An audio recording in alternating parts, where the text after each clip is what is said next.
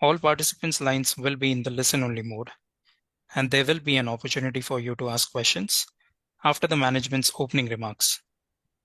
I would like to remind you all that everything said in this call that reflects any outlook for the future, which can be construed as a forward-looking statement, must be viewed in conjunction with the risk and uncertainty that the company faces.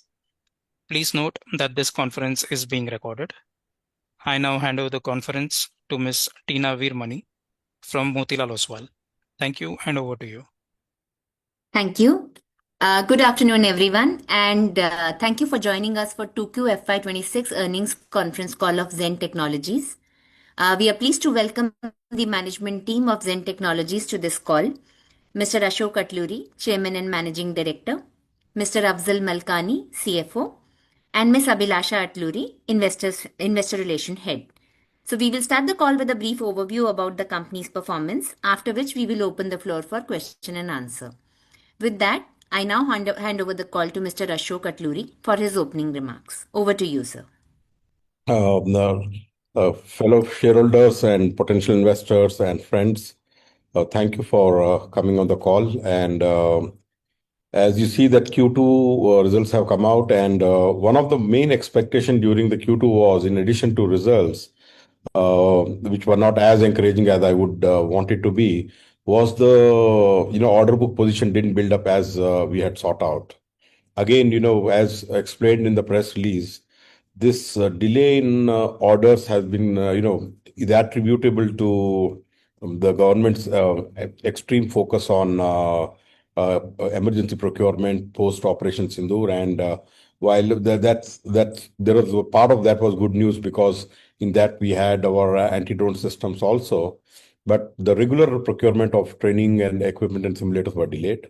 But again, I want to assure you that this is just a question of when, not a question of if. The things are moving in the right direction, and we expect orders to come. So, having said that, I would request Afzal Malkani to just brief you on the financials, key points in that. And then, we can actually dig deep into the Q&A and, try to answer your questions. Afzal.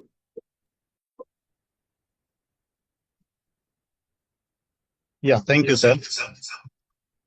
So, good evening, everyone, and we welcome to our earnings conference call for the Q2 FY26 and H1 FY26. Let's begin with a quick update on standalone performance for the Q2 FY26. Our revenue from operation was rupees 124.65 crores compared to rupees 241.69 crores in Q2 FY25. However, in Q2 FY26, this is much better than Q1 FY26. Our operational EBITDA for the Q2 FY26 decreased to rupees 42.10 crores compared to rupees 79.69 crores in Q2 FY25. In percentage terms, operational EBITDA is 34% of the revenue compared to 33% in Q2 FY25. Our total EBITDA is rupees 64.79 crores compared to rupees 87.84 crores in Q2 FY25. In percentage terms, EBITDA is 52% of the revenue compared to 36% in the last year. Our profit after tax has decreased to rupees 46.16 crores in Q2 FY26 compared to rupees 65.24 crores in the same period last year. The profit after tax in percentage terms is 37% compared to 27% in Q2 FY25. Coming on to the half-yearly performance for the H1 FY26, our revenue for the H1 FY26 is rupees 235.71 crores compared to rupees 495.64 crores in H1 FY25. Our operational EBITDA for the H1 FY26 decreased to rupees 81.27 crores compared to rupees 183.73 crores in H1 FY25.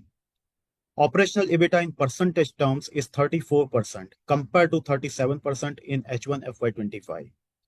Our total EBITDA for H1 FY26 is rupees 122.72 crores compared to rupees 194.08 crores in H1 FY25. So in percentage terms, it is 52% compared to 39% in H1 FY25. Now coming on to the profit after tax, our profit after tax has reduced to rupees 83.28 crores compared to rupees 139.42 crores in H1 FY25. In percentage terms, it is 35% compared to 28% in H1 FY25.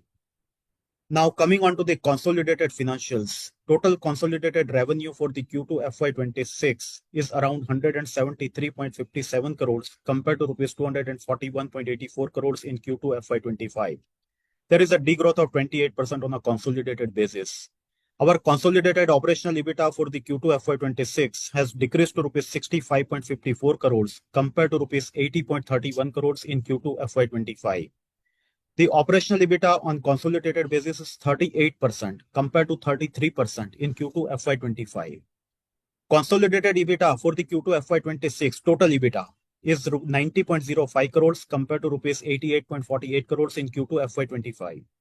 The consolidated EBITDA in percentage terms is 52% compared to 37% in Q2 FY25. And consolidated profit after tax after adjusting non-controlling interest has decreased to rupees 59.40 crores compared to rupees 62.67 crores in the Q2 FY25. In percentage terms, it is 34% compared to 26% in Q2 FY25. Coming on to the consolidated half-yearly performance for the H1 FY26, our consolidated revenue is rupees 331.79 crores compared to rupees 496.46 crores in H1 FY25. Our consolidated operational EBITDA for the H1 FY26 is rupees 131.47 crores compared to rupees 192.53 crores in H1 25. In percentage terms, it is 40% of the revenue compared to 39% in H1 25. Our total consolidated EBITDA for H1 FY26 is rupees 176.55 crores compared to 202 crores in H1 FY25. In percentage terms, it is 53% of the revenue compared to 41% in H1 FY25.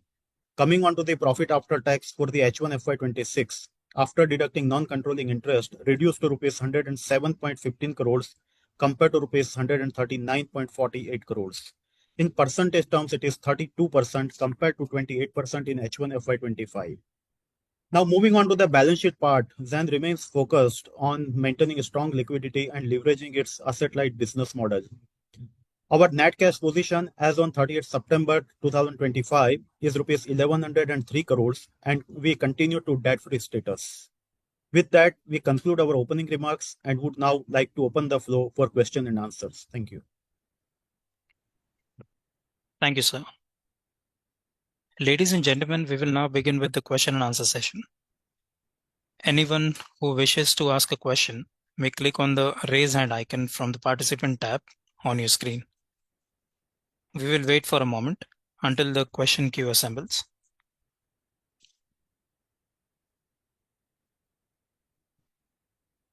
We have Manish Gupta who would be asking his question. Manish Gupta of Equinox Investment Advisors. Manish Gupta, please unmute your microphone and you can go ahead with your question, please.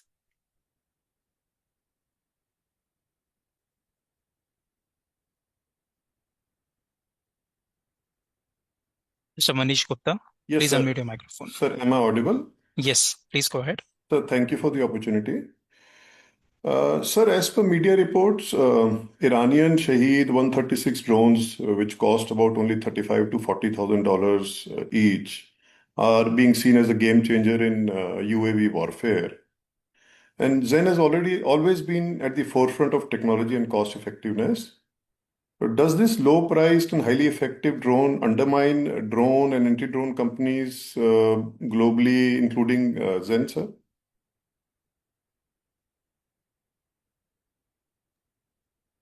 Yes,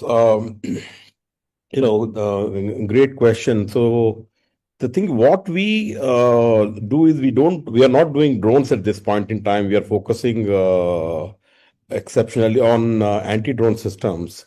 And anti-drone systems, I think there are no cheaper versions than what we have been supplying are very cost competitive globally. And we have not seen any country, including China, making anything as competent and as cost effective as we have made. So there is no competition with respect to our anti-drone system globally. So to your point about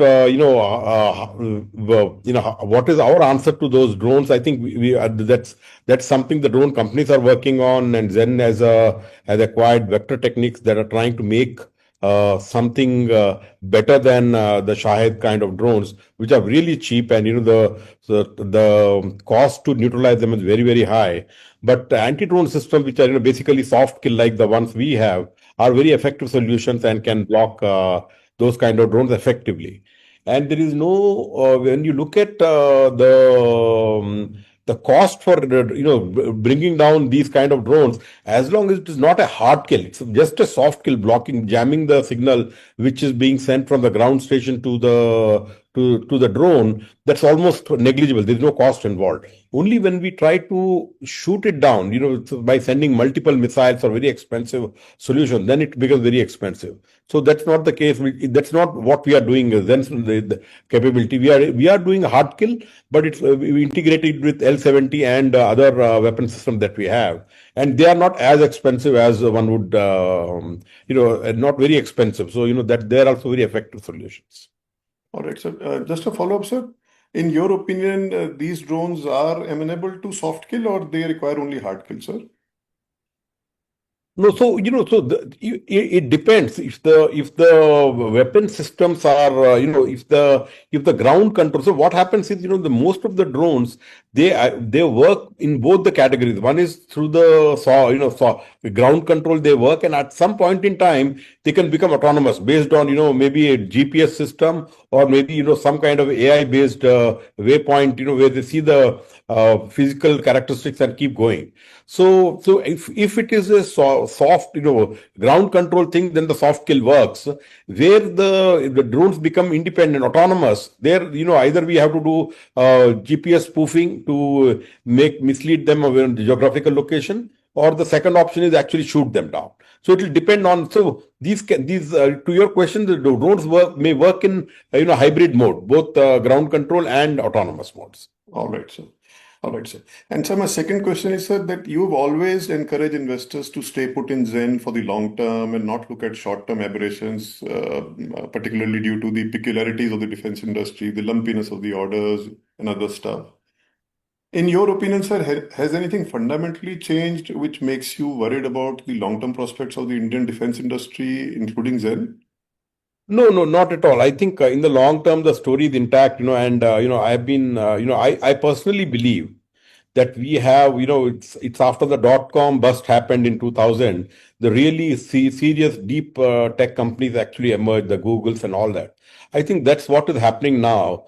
Companies with indigenous R&D, their own R&D, which long-term game plan, a lot of products in the pipeline, they are the companies that are going to survive this thing for a long term. And typically, again, we are prime contractors. While there is a downside to being a prime contractor, the prime contractors for which one of the customer is the Indian Armed Forces, but Indian government is pushing us to go and sell to friendly allied nations. So we have multiple customers, and we are de-risking ourselves that way. But again, to your question, has it fundamentally changed? I think the change is this, that the government is looking not for Me Too guys or people who are just reselling other technology, or just setting up a Make in India label manufacturing for becoming a manufacturing coolie for some high-end foreign technology developer, but actually developing in-house technology for India, complete IP ownership. So they are looking, I think for them, the story is improving now. And the government is saying that we want Indian IP, because they're really worried about what will happen if the software inside has a malware. We have seen again, as I had said earlier, even the pager incident with the Hezbollah was a awakening call, in the sense you could even program them to be destructive. So whatever we are getting from outside is a question mark. How do you know that it will not turn against India at some point in time? It doesn't matter which country it is. So any country may be having a malware which just turn on the switch and all our software will go. So Indian government is very, very aware of that, and they are insisting that the software be ours, and we should be able to read it, the compile in front of us. All the electronic designs, mechanical design should be our own. And I think that is good news for companies like Zen, which believe in this IP ownership and own R&D. So I think fundamentally it is changed in a way which is very positive for companies like Zen. Thank you, sir. Thank you, sir. I'll join back in the queue. Thank you. Thank you. We have our next question coming in from Pritish Urumkar of ICICI Securities. Please unmute your microphone. Hello. Please go Hi, ahead, this sir. is Vikas Singh from ICICI Securities. So, just wanted to understand our cumulative revenue guidance of 6,000 crore, given the first half has been pretty weak. So, how should we look at this 6,000 crore cumulative revenue guidance? Should we think that it will spill over to FY29, given our order is also pretty low as compared to our historical rate? So Pritish, our feeling is that, based on the order pipeline that we have, that the orders will start, accelerating toward in the H2, especially towards the end. And in 27 also the acceleration will continue. There will be a lot of orders that will be keep coming. And what we are saying is cumulatively these orders will be executed in 27 and 28 at this point in time. I don't think that as of now our feeling is that all the 6,000 crores, whatever 6,000 minus whatever we execute during FY26 will be executed in FY27 and 28, assuming that the order book will be in place as we are assuming. So I think the chance of this 6,000 crores going to FY29 isn't there as of now, and so we feel personally very confident that I think 27 and 28 are going to be great years for them. Noted, sir. So last year had been a year of acquisition for you. Given those four verticals which you have acquired, how should we look at your total addressable market right now? Because since we are looking at 6,000 cumulative, and how much you think that those four division would contribute in this cumulative 6,000 crore? So, the four companies that we have acquired, the thing is the Zen's acquisition strategy has been very, very clear in the sense that first we are saying that we should become strong in training and simulation. And one of the acquisitions in that regard was ARI, for the naval simulation. So it's a very, very, almost, even though it's inorganic, but organic in terms of strategy. And then we are also looking at now we are trying to build our own Air Force simulators, but we are also looking at some interesting acquisitions in that regard. So this is the training and simulation. The second was in the area of anti-drone systems. And anti-drone system, we are already doing soft kill kind of a thing. Now, how do we add the hard kill portion of that? AI Turing made the remote control weapon stations, and they were able to integrate weapon, and they were tested by the way, they are tested in the recent trials. And I think we were the only one-stop shop solution for the complete hard kill requirement. And the end user really appreciated what we have offered. It's not like we are getting a rack stack of 5-6 items and trying to put it together and try to offer, but a very, very integrated and very intuitive solution we have given. And again, we are looking at the vector. So we are also trying to understand the ecosystem of the drones, and in that regard we have invested in vector techniques, and TISA is another thing that has acquired. Again, when you look at the robotics, we have invested in Bhairava Robotics, which is again a very integral part of the, what would I say, automated weapon system, the RCWS kind of a system.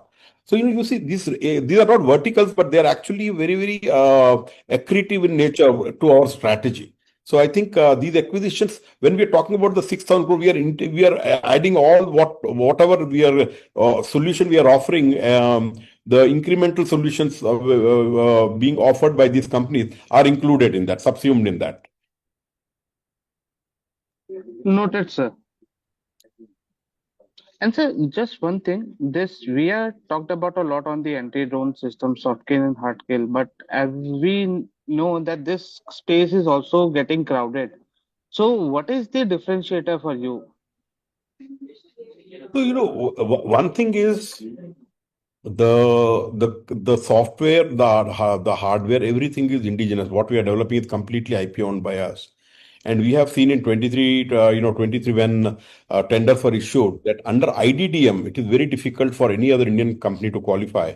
So they are getting it from outside and they are trying to, collaborate with partners and try to pass it. So the first thing is that the IP ownership is ours. Second is the amount of the coverage that we give.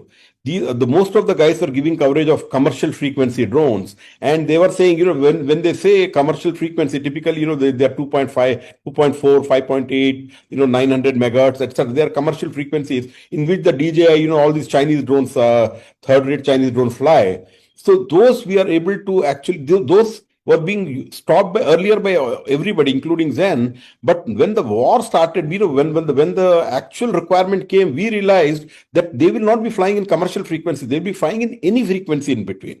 And that is where, when we started doing wideband anti-drone systems, we were the only people who qualified in that. In 23, when this was done, 24, it was 24, 25 it was supplied. We were the only guys who were able to do it. So even now, if IDTM requirement, the IP requirement is there is no way we feel that any company can do it, because we have done research for 3 to 4 years, very, very heavy research in this.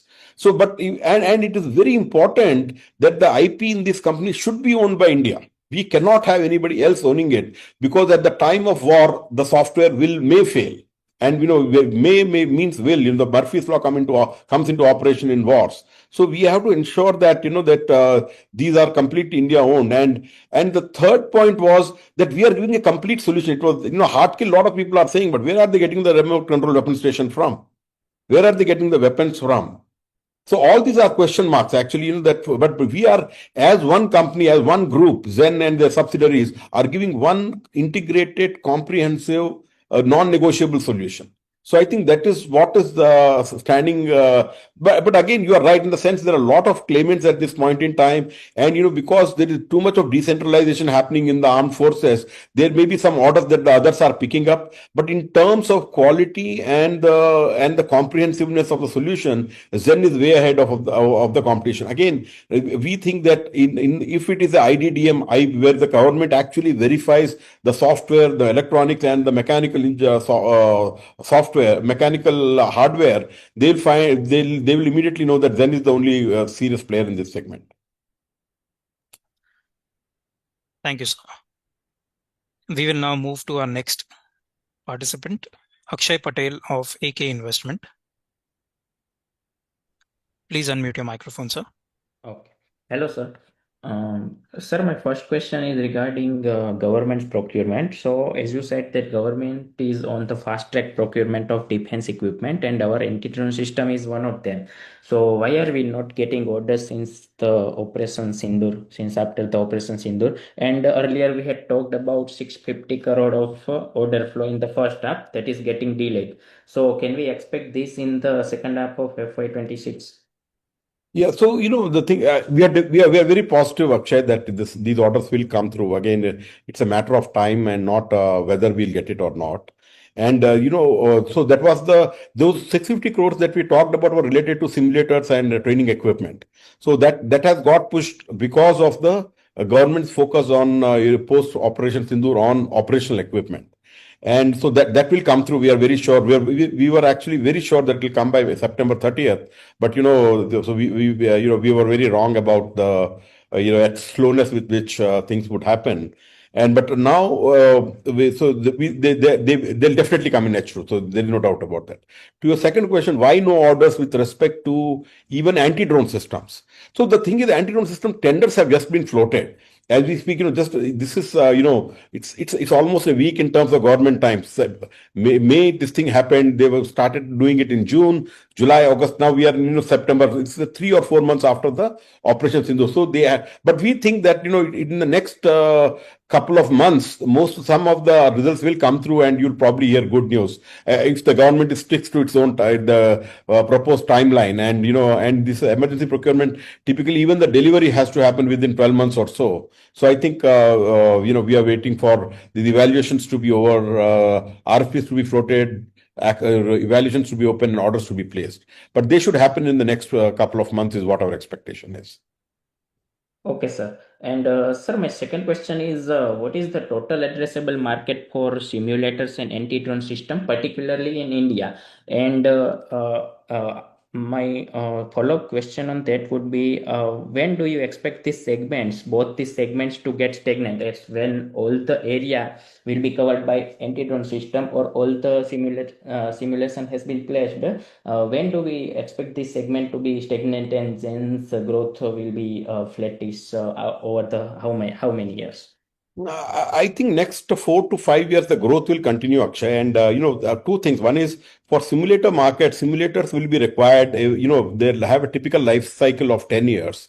And after 10 years, they need to buy again. So as we grow and keep supplying the simulators, I think the growth will keep happening. But those old simulators will require to be refurnished. So there is a recycling of the market that is happening. Second is the anti-drone system. Again, they also have a very limited life cycle of 10 years. But not only that, in addition to having a limited life cycle, they also, the threat is evolving in almost every year. When we started, everybody was saying that we want a soft kill. We don't want hard kill, they would say.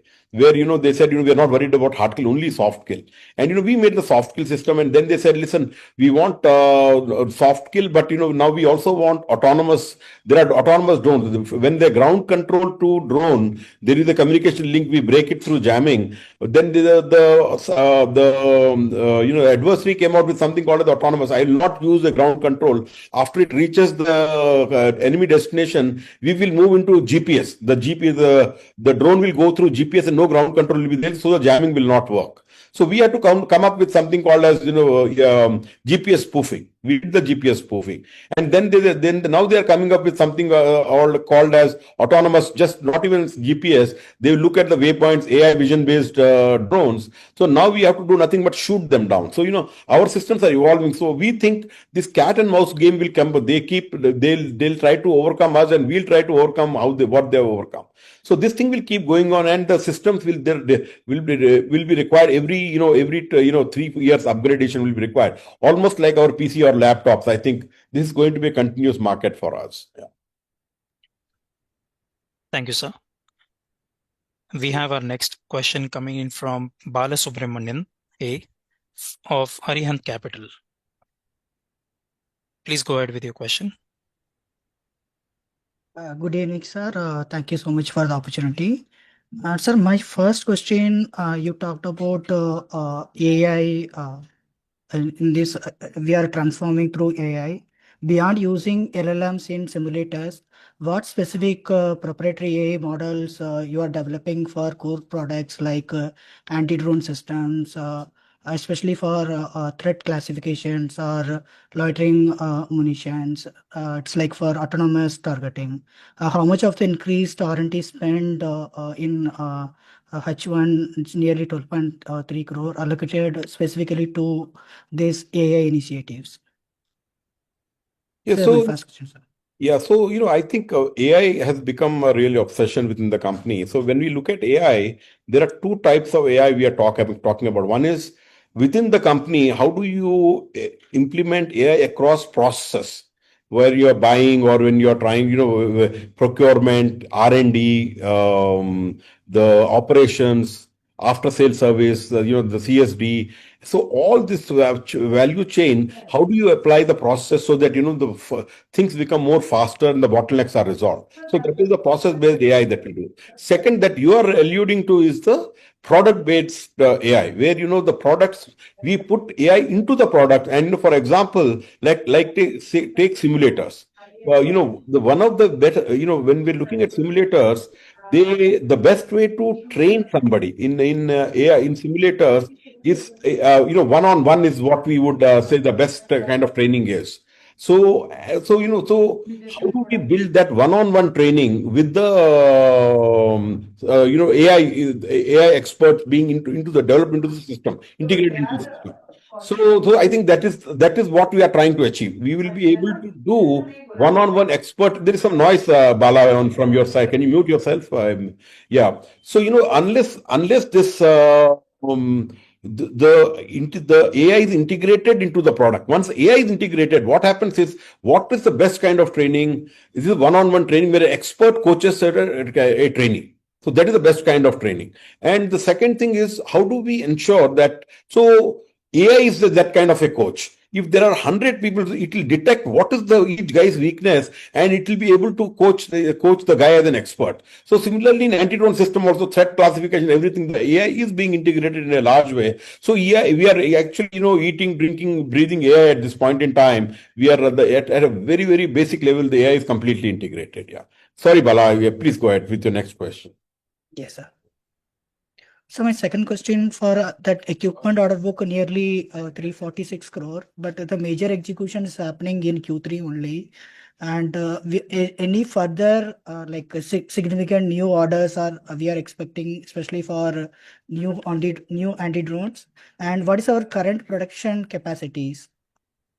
So, we have adequate, again, remember, Bala, we don't do most of our production in-house. We have a value chain that addresses the production issues. So we have enough bandwidth within the supply chain that to execute the order. So we don't think there is any constraint there.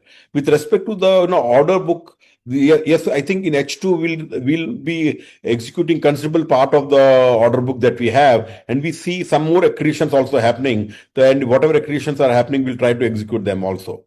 So I think that way H2 will also be, I think it will not be as good as, last year, but it will be muted. The whole year will be muted. But again, we think that 27, 28 will more than make up for the deficiency in the current year.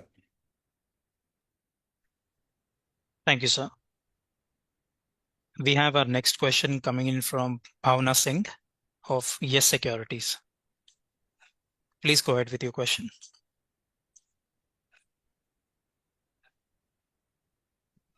Yeah, thank you so much for taking my question. First is, sir, obviously would like to, understand with the muted macro environment that we're sitting on with the product mix that we have. So what is the expectation in terms of, product mix, kind of an outlook, maybe for a mix between simulator and anti-drone system, or with the new acquisitions that we've done? Is it that we're trying to pivot in terms of a product mix segment? You did mention earlier in the call that 650 crores simulator order was expected, which is obviously pushed to sometimes, for the next quarter or so. So, one is obviously trying to understand on the product mix for this year that we should look at, or probably the guidance that you've given out for 6,000 crores of a top line, say in the next 2 years or so. So what would lead the contribution, or which product would lead the contribution over there? Thanks, Bhavna. So, in terms of product mix, we are looking only between simulators and anti-drone systems, and the simulators would be across 3 services. And anti-drone system, again, Indian and foreign, India and exports, Indian armed forces and friendly allied nations, and simulators also similarly domestic and international markets. So to your, so what you're saying, out of the 6,000 crores, what would be the breakup between simulator and anti-drone system? I will make a very wild guess, and so I may be off the mark, but typically we are thinking, we are thinking 40-60, but now we have started thinking maybe it is 50-50 kind of thing. So it's an evolving situation, but the pipeline for the anti-drone system has become very strong post Operation Sindoor, and I think that's going to lead the demand for the product that we have. With respect to, are we going to pivot to something else because of the acquisitions or not? They're very, very, the focused acquisitions. And, very frankly, first 25 years of our existence, we were just focused on one line. That was training simulators for the army, not even for the Navy or Air Force. We were just doing that. Now, after that, we added the second line, which was, anti-drone systems. And again, that's been 8 years. And, we are trying to consolidate. So what we feel is that whenever you are in a field in which you have some lead and, some kind of a leadership position, and there is a lot of market still left untapped. Don't try to make yourself thinly spread over many avenues. So we really want to go deep into these things, simulation and anti-drone systems, and we don't want to pivot unless there is a very, very good acquisition that has deep capabilities and can help us have a leadership plan to become a global number one or number two in next 3 to 5 years. We don't want to really pivot. So to answer to your short answer is that we will go deeper into what we have, because these markets have a lot of potential. As somebody was asking the addressable market, again, we think a couple of $1 billion in both the cases. At the minimum, are there markets are there, and we want to exploit those markets rather than go across something else, go across to something. So just to follow up on that, obviously, as you mentioned, but if you probably can give a little bit overview on what is the mix that you're probably looking to have, even on the geographic side of it, be it domestic or exports. Earlier on the call, I think sometime last quarter, you did mention that H2 probably will pivot more towards export-oriented segments. So just like to probably understand on how you are placed for the year in terms of the order pipeline and for the next year on that front. So, again, in terms of geographic focus, we have, Africa is one region that we really focus on. We are looking at Middle East, we are looking at CIS countries, and now with our acquisition of, ARI, they have a very strong presence in Southeast Asia. We are leveraging their connections there, and they have office in Singapore. So we are trying to leverage that to actually get entry into those markets. So we think that, again, the efforts, H2 in the efforts are being accelerated. And we do hope that between H2 and H1 of next year, there will be some very nice, pleasant surprises in exports market, and we'll get a lot of revenues in that regard. So again, we think simulator is our big part of the exports demand that we are getting, but also anti-drone systems, we see a lot of inquiries coming. So again, this will be a mix of both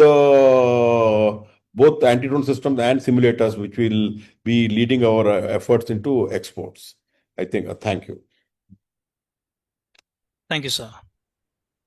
We have our next question coming in from Rupesh Tatia of Long Equity Partners. Please go ahead with your question. Yeah, hello, sir. Am I audible? Yes, sir. Yeah, thank you. Thank you for the opportunity. Just following up on the previous participant's question. So you said 50-50, 6,000 crore order book. Rough guess is 50-50. But is it fair to say that the competitive landscape in simulator is very favorable, but the competitive landscape in counter drone system may worsen, so the margin profile will be significantly different? Any qualitative or quantitative comment if you can provide around the margins of the two segments? Again, I think just to explain to you, how do we, the value capture, where does the value capture come? Where do the margins come from is deep R&D. If you are actually done a tremendous amount of R&D in a product and you are able to offer features and you are able to offer them at a price which is the best in the world to the customer, I think customer is willing to pay. So what we are saying is these margins that we have are in competition with the similar kind of system that are being done. And now how much they have spent the R&D, typically their cost of actually achieving this system is much, much higher than what we are able to again. And we operate very efficiently. R&D is very efficient. Our productions are very efficient. So all these also add up to the savings that are there, which are not possible with two other companies. And for example, we know one very large company that has got about 6 vendors together to offer a offering that we were given. Again, it's a broken system that they're offering. But the fact is, everybody is adding their margins, and finally, by the time they come and actually compete with us, they will not be able to become cost competitive to us. And even if they are trying to match us, they won't have any margins. So these margins are because we have created deep R&D and in-house R&D. So I think that is why we are able to think. And so to your question, the answer is that these margins are sustainable. At least in the next couple of years, we don't see any threat of margins being compromised. But again, we'll let the market speak in the next 2 and 3 years, and let us see how again you are right in the sense that if they become very aggressive, we will also become very aggressive and try to compete with them. But as of now, we see no threat to the margins that we are having. Okay. And sir, I mean, counter drone system tailwinds, I think I understand. I mean, I think most of us understand based on what is happening around the world. But what is what are, like 2, 3 things that are driving this big order inflow in the simulator segment? Because I don't think we have ever seen such large quantum of orders in simulators. So what is driving this? So, Rupesh, what has changed is this, 5 years back, the wars were not happening at all. I mean, there were no wars. People were not, before Armenia, Azerbaijan, nobody was even thinking about war. Somebody said, what happens with a war? They didn't want to prepare for war. And then, Armenia, Azerbaijan happened. Then Russia, Ukraine happened. Now, everybody is itching to go for a war. Somebody was saying that 17 or 18, skirmishes or wars, battles going on in the world. And who would have imagined Thailand and Cambodia fighting? So, the thing is, now war is no longer looking like a distant fantasy, but it is knocking right at the door of every nation. And for that, they need to prepare. They need to be really trained efficiently in a shorter time and in a continuous manner. So preparation for war is no longer an option, but an absolute necessity for every nation at this point in time. So this shift of wars happening, potential threats, somebody coming and attacking them is very real, and that's why we see the simulator, the tailwinds as you said, for anti-drone system. They're also there for training and simulation equipment. Thank you, sir. We have our next question coming in from Dipen Vakil of Phillip Capital. Please go ahead with your question. Hi, sir. Sir, challenging times, but EBITDA margin resilience has been something which is positive. So my first question is, sir, in this quarter, out of 94 crore worth of new order wins, almost 90 crores have been from your subsidiaries. So can you tell us about which subsidiaries are contributing to such order wins and the kind of execution that we can expect from subsidiaries also going forward, and the kind of split that is there in the order book right now? So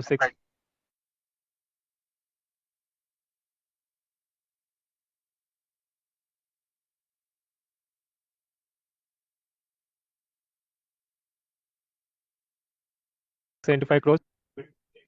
Basis, it is under 675 crore rupees, out of which 375 crore rupees is equipment and remaining is for the AMC. Out of this 675 crore rupees order book, 484 is Zen. UTS is around 98 crore rupees. ARIPL is around 92 crore rupees, and Vector is around 1 crore rupees. So total subsidiaries is 190 crore rupees.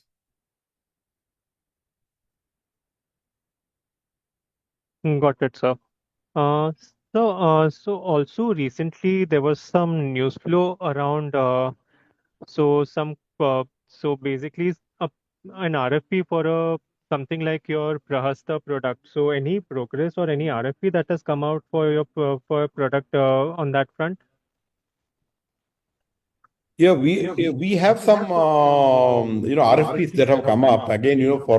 For various reasons we cannot really get into that, but they are largely anti-drone system tenders have come out, and they are actually kind of going to increase in size, and the size are pretty big. But again, not now, but in 27, they think the size of the orders are going to be very, very big, and we expect that the demand, especially in the anti-drone segment, is going to be huge. But again, simulators also, they're going to be huge. But as to your question, yes, there are some new tenders that have come up. Thank you, sir. We'll take our next question from Akshay Jogani of Exponent Tribe. Please go ahead with your question. Am I audible? Yes. Perfect. Thank you. Thank you for the opportunity. I have a few questions on the drone side. Sir, this a few days ago you gave a press release of getting a contract for a hard kill system. Can you just give some color on sort of what exactly in terms of is it a full system, and what are the specs of those system of that particular hard kill system that we are supplying?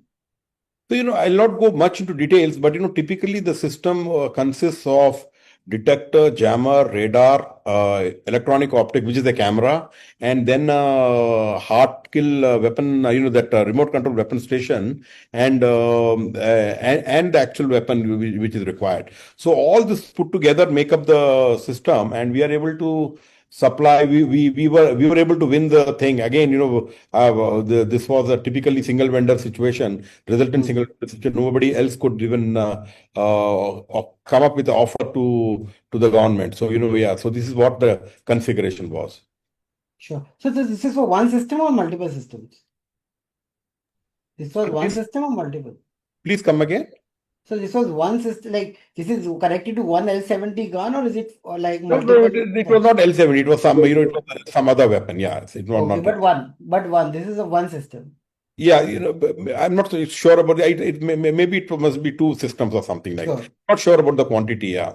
Sure. So the reasons that I'm asking is I sort of want to kind of extrapolate to get a sense of kind of because we have a bunch of air defense guns, right? And the conversations are to kind of retrofit these systems to the air defense guns as a hard kill system, right? So the objective of kind of asking this is, if we have 1,000 guns that you have to attach, this for one, two, or multiple is sort of what my Yeah, so objective is. so again, we have already integrated our system with the L70. It has been proven, so it is being, so it has actually on trials to shot down, and it's been used at many places. So the ability to integrate with air defense guns, it's proven in the case of Zen simulators.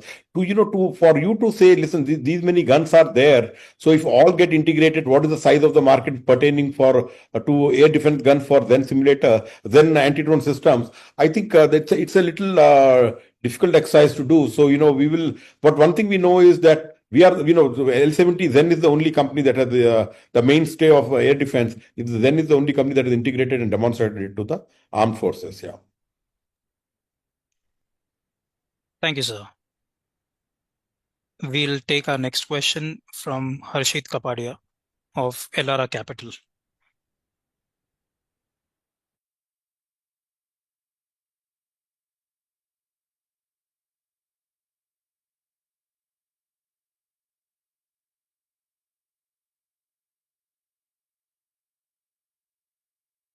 Please unmute your microphone. Just wanted to check with you, sir. We were expecting the simulator order for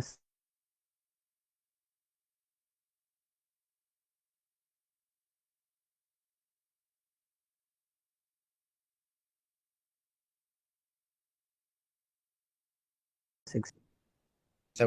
I think the orders will definitely come in H2. We are very confident about that. And so there were not only these orders, there are some other orders that have to come through. And we see that the government is now, again, because of this emergency procurement push, we are not able to really commit by when they will get the order. But we think it will be sooner than later. But given the experience of H2, our confidence level, we are kind of little reticent to actually give it with so much of confidence. But I think orders are on track, and we should be getting them, sooner than later. Probably, but definitely in H2. There's no question of it spilling out to 27. Great. So great to know this. Secondly, sir, you mentioned about emergency procurement. Any clarity by when do you expect the emergency procurement orders or any announcement to happen, or has it also started? Secondly, what could be the size of order that Zen could get within the emergency procurement? Any tentative idea would be of great help. So, one thing is each order should be less than 300 crores because this emergency procurement, the size is typically limited to less than 300 crores. And especially if it is within the, IFS power, which is the vice chief in this case. And the second one is with respect to by when the orders will be concluded. I think they have to be concluded before March of 2026, unless there is extension given to the EP. But it may happen even earlier in some of the cases. So, but not later than March 2026. Thank you so much, sir. Our next question is coming in from Shrenik Mehta of Indo-Alps Wealth. Please go ahead with your question. Hi, you can hear me? Yes. So my question was about the ADS orders that you received, and also some media reports which were showing that a large part of these orders are going more to the defense companies like BEL and DRDO compared to the private companies like Zen. So we get orders probably for faster deployment areas, and the BEL and the DRDOs are probably getting orders for the bigger deployments which are not very time critical. Do you have some comments which reflect on what's really happening here?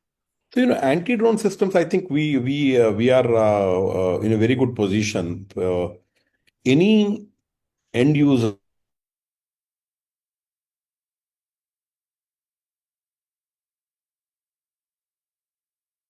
who's very serious about, if they really dig deep, there is only one company that can actually deliver a very serious system. That is Zen Technologies. And with respect to Bell, typically the orders are placed on Bell because DRDO is the R&D organization. Very rarely orders are placed on DRDO, except for maybe trial or something.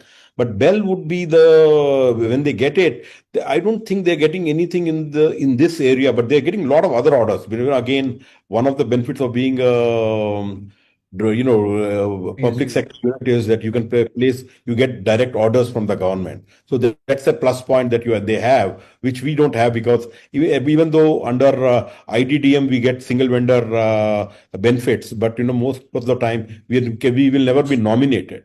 So yes, but an anti-drone system, again, I think we are by far the best solution available in India and most of the other places. And so that is the answer. But please go ahead with your next question. So we're looking a little worried about the scale up to 6,000 crores in 3 years' time. This will really mean that from something like 100 crores order in a quarter, we will have to scale next year to maybe 500 crores in a quarter, and then going forward to 750 crores in a quarter. So that kind of scale up looks very difficult if you look at what is happening in the last 3-4 quarters. Is it more like a hope that we will get to the 6,000 crores by FY28 cumulatively, or is it you feel that there is a very strong reality that it could happen? So there are two things, Shrenik. One is will we get the order book? Will the order book scale up to that? And second is will you be able to execute the orders? So I think the first is given the pipeline that we have, the order pipeline is very, very strong, and we should be able to get it. Second is, as we speak, we are scaling ourselves to execute the orders, these large orders where that you are saying, exactly. It is 500 and 750 crores per quarter. That's a very, very strong order. And given the fact that we have done 250, 300 crores, let us say, not take this as an exception, but we have done 250, 300 crores. Will we be able to scale to 500? I think that's easy. 750 will require some changes, but we are hopeful that we will be able to achieve that. Thank you so much, sir. We will take our last question for the day from Abhijit Singh of Systematics. Please go ahead with your question.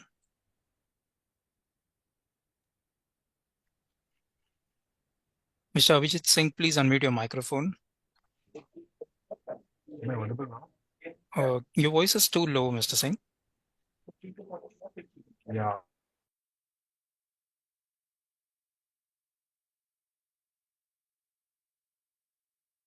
So altitude, endurance, payload, etc. Similarly, in terms of counter drones, sir, is there any objective capability that we can define, in general, to understand the competitive landscape that we are operating in, both in the domestic market as well as exports? So right now, what I understand is that we are working on solutions which will counter the capabilities of our main adversary. But like going forward, if we talk about the global landscape, what are the capabilities that we are looking at, adding to our portfolio to be able to compete?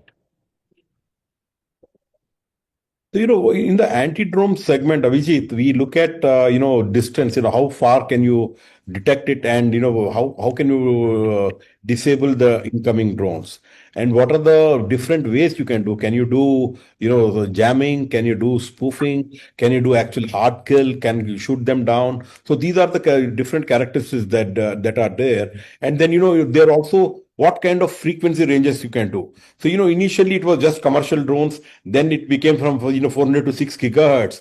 But now, when I went to the DSEI, we know that our adversaries are procuring drones in the in 100 megahertz, 200 megahertz categories.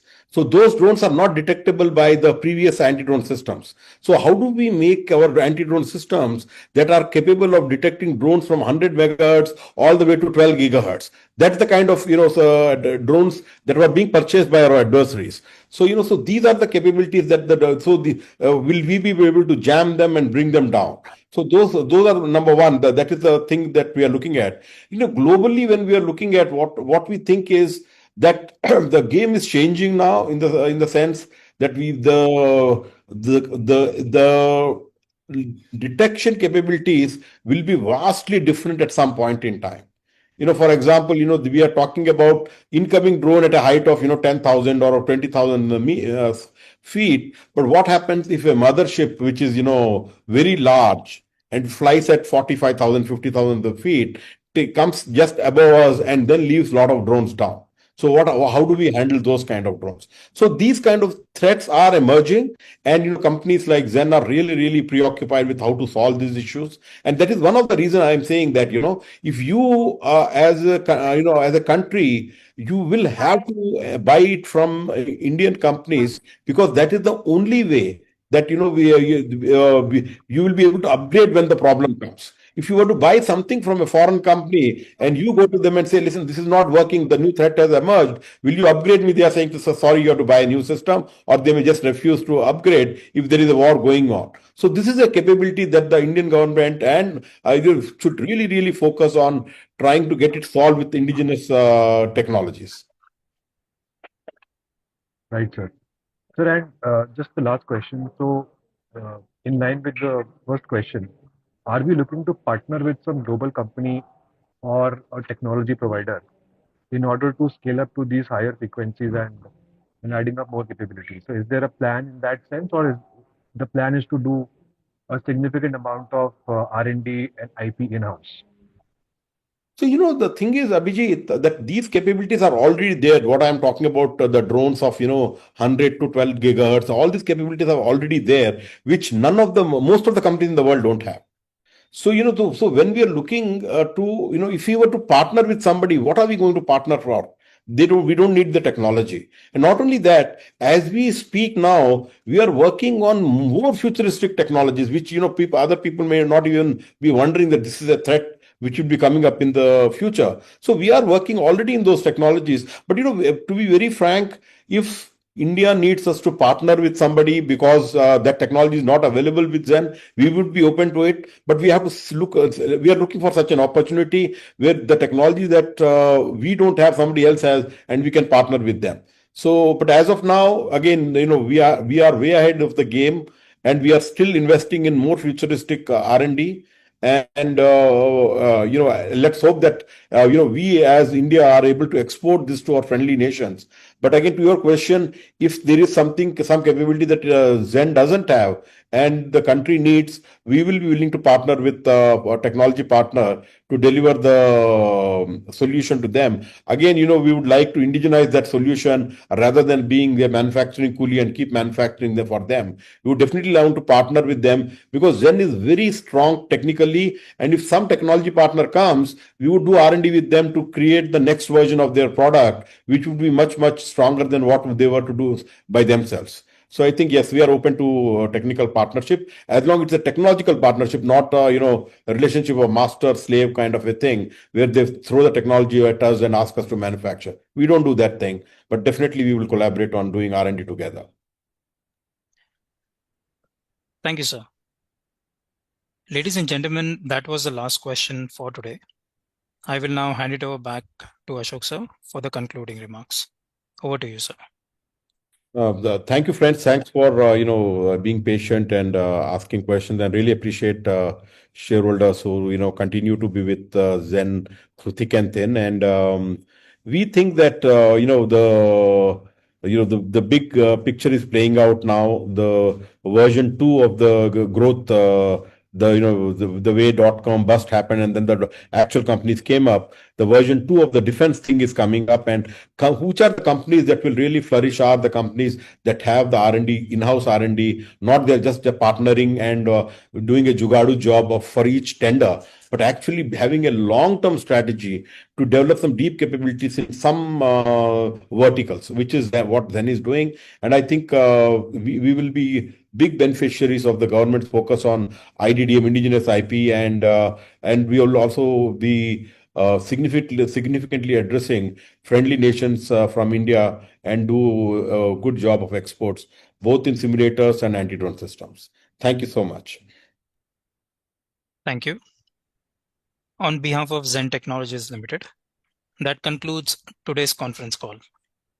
Thank you for joining us, and you may now click the leave icon to exit the meeting. Thank you all for your participation.